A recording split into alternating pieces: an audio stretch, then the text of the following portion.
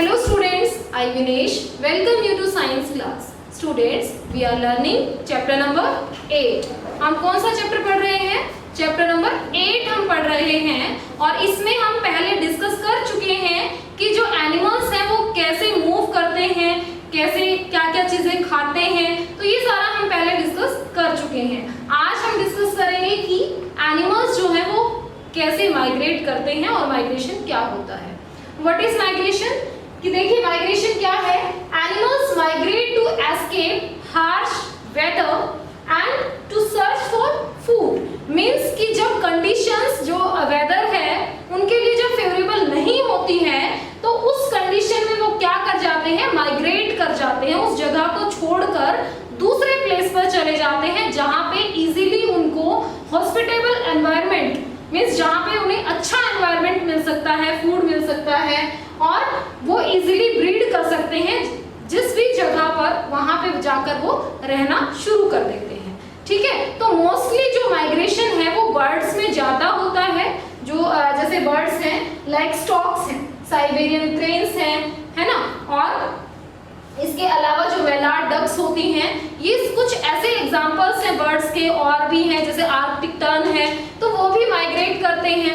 ठीक है, तो कुछ एनिमल्स जो बर्ड्स होते हैं वो माइग्रेट करते हैं और इनकी जो माइग्रेशन का डिस्टेंस है वो बहुत ज्यादा होता है कि वो बहुत दूर तक चले जाते हैं हॉस्पिटेबल एनवायरनमेंट लेने के लिए। अब जैसे जो साइबेरियन क्रेन्स होती हैं ये क्या करती हैं, ये माइग्रेट करते हैं और कहाँ आते हैं, हमारे इंडिया के अंदर आते हैं रहने के लिए, क्योंकि इन्हें फेवरेबल कंडीशन मिलती है इंडिया के अंदर। ठीक है, तो ये वहां से साइबेरिया से और कहाँ आ जाते हैं, इंडिया के अंदर आ जाते हैं। ठीक है, तो ये लगभग जो है 6450 किलोमीटर का डिस्टेंस ट्रेवल करके और यहाँ तक पहुंचते हैं और यहाँ पर फेवरेबल कंडीशंस इन्हें मिल जाती हैं। ठीक है, ऐसे ही जो यूरोपियन स्टॉक्स होती हैं वो भी यूरोपियन स्टॉक्स हैं, यूरोप से आती हैं और कहाँ पे जाती हैं, ये अफ्रीका में जाती हैं, वहां पे इन्हें फेवरेबल कंडीशंस मिलती हैं। ठीक है, और ऐसे ही जैसे आर्कटिक टर्न्स हैं, आर्कटिक टर्न्स जो होते हैं वो भी लगभग 35,000 किलोमीटर का डिस्टेंस ट्रेवल करते हैं। ठीक है, और वो फेवरेबल कंडीशंस लेते हैं। अंटार्कटिका और आर्कटिक के बीच में लगभग ट्वाइस अ ईयर इनका माइग्रेशन होता है। ठीक है, और इसके अलावा अगर हम बात करें, ये तो था सारा बर्ड्स का, कि जो फिशेस हैं, फिशेस भी माइग्रेट करती हैं। जैसे कि ईल है, जो ईल्स होती हैं ये रिवर के अंदर अपनी होल लाइफ स्पेंड कर देती हैं, पूरी लाइफ अपनी कहाँ पे बिताती हैं, रिवर्स के अंदर। लेकिन जब ब्रीडिंग सीजन आता है, मींस जब एग ले करने का टाइम आता है, तो ये माइग्रेट कर जाती हैं और कहाँ चली जाती हैं, ओशियंस के अंदर। ठीक है, और जैसे ही ये ईल्स, पेरेंट ईल जैसे ही एग ले करती हैं, वो एग ले करने के बाद डाई हो जाती है, मर जाती है, और फिर उसके बाद जो बेबी ईल है वो वापस से अपने पेरेंट प्लेस पर आ जाता है, मींस जहां उसकी मदर पहले रहती थी उसी जगह पे, मींस रिवर के अंदर वो वापस से आ जाते हैं। इस तरीके से ये भी क्या करते हैं, माइग्रेट करते हैं, किसके लिए, ब्रीडिंग के लिए। ठीक है, ऐसे ही जैसे इंसेक्ट्स हैं, इंसेक्ट्स लोकस्ट हैं और मोनार्क बटरफ्लाईज होती हैं, ये भी क्या करते हैं, ये भी माइग्रेट करते हैं। जो लोकस्ट है ये बहुत ज्यादा हार्मफुल माइग्रेटरी इंसेक्ट है। ठीक है, माइग्रेटरी एनिमल है ये लोकस्ट। तो ये एक स्वार्म के अंदर मूव करता है, मींस झुंड बना के उड़ता है, और ये जो ग्रोइंग क्रॉप्स होती हैं, फसलें जो होती हैं उनके ऊपर बैठ जाता है, सेटल हो जाता है और उनकी लीव्स को खा लेता है, उन फसलों को डैमेज कर देता है, नुकसान पहुंचाता है।